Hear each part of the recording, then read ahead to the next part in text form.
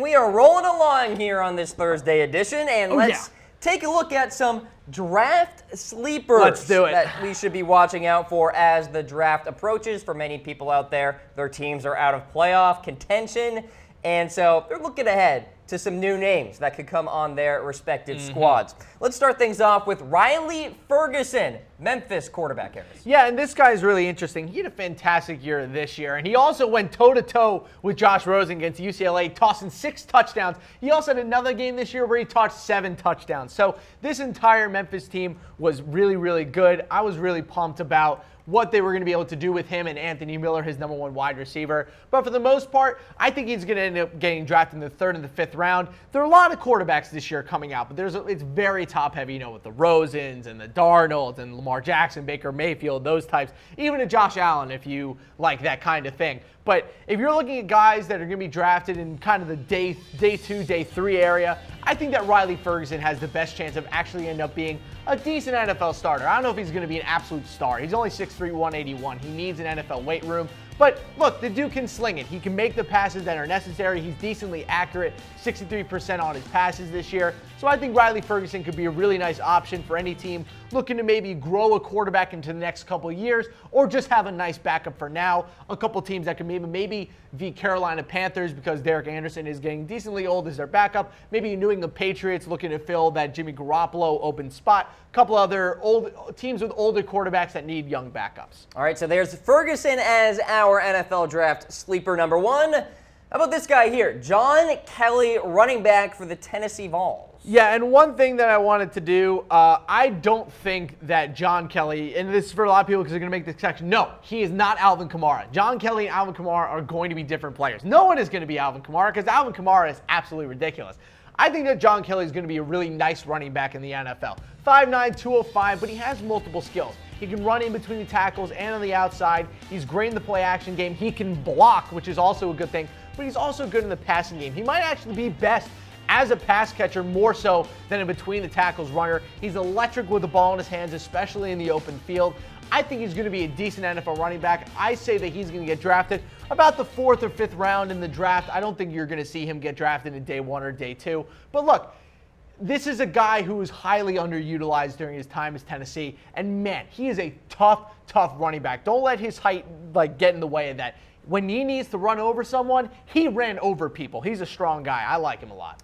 John Kelly, running back out of Tennessee, a name to watch for the NFL draft. How about this guy here? DJ Moore out of College Park, Maryland.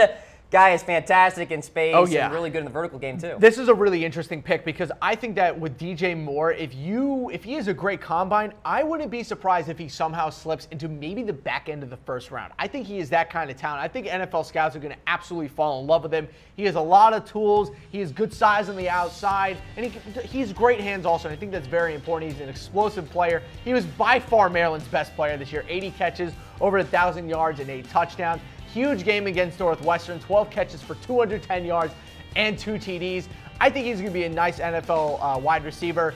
I don't mean to make the connection because he also went to Maryland, but guess what? I'm also going to make the connection with him and Stephon Diggs. I think that's an easy comp to make. They're very similar players. I think Diggs is a little bit faster, a little bit more electric, but for the most part, I think DJ Moore is a really good player. All right, so by draft sleeper, we're talking about names here that perhaps aren't household names as we stand right now. But as we get closer to the draft, of course, they very well may be as research continues and everybody reads up on things. So again, names to put on your radar. In fact, we're just letting you know right here, right now, these are the guys that you got to be watching out for. DJ Moore, one of those people. And as we get closer and closer to the Combine, and as the Combine goes through, we'll update our sleepers list just as we go, as more names kind of get brought to the surface. We'll let you guys know who the possible diamonds in the rough may be. All right, let's stick with the wide receivers here. Michael Gallup out of Colorado State, 6'1", 200 pounds here. I think that Michael Gallup might end up being the best wide receiver in this class. I'm not a huge believer in a lot of the wide receivers we have this year. Not a huge believer, especially in Calvin Ridley, but Michael Gallup is just a full package. He has great hands. He can extend the field. He's a great route runner as well, and he's very smart, highly intelligent guy, high football IQ. I think for him, though, the key is going to be going to the right team. Personally, I think you stick him on the Dallas Cowboys and have him grow a great repertoire with Dak Prescott and kind of maybe take over for Dez Bryant a couple years. perfect fit. I think he will be a good number 2 receiver right out of college, and I think in a couple of years he'll be a great number 1. To me, coming out of college, think Mohamed Sanu. I think Mohamed Sanu is a great comp to him. Similar size, similar speed, good catcher, coming out of a great program with a good head coach.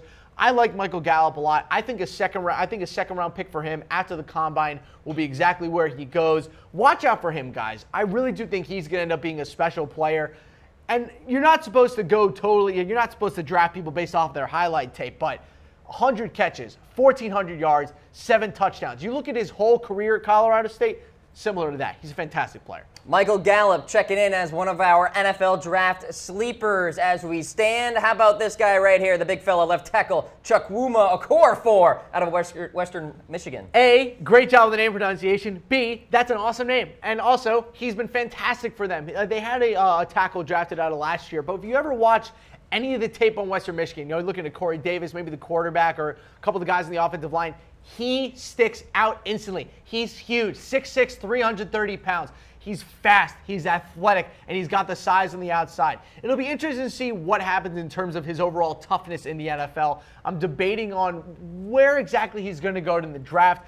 It is a possibility, though, that if he is a good combine, he could slip into the first round. I think that this tackle class that we have in general, very top-heavy. You got your Connor Williams and your Orlando Browns.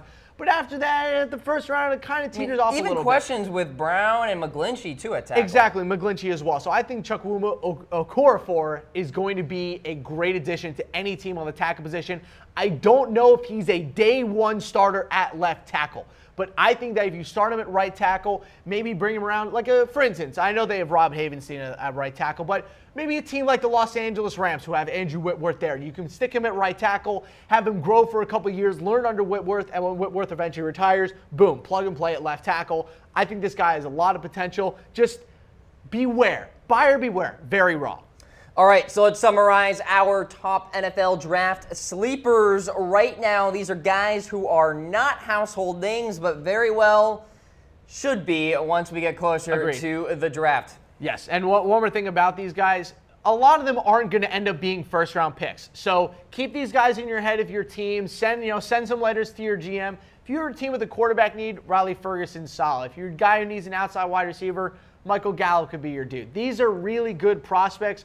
You'll learn more about them as you get closer to the combine, but we'll have fresh draft sleepers almost every single week.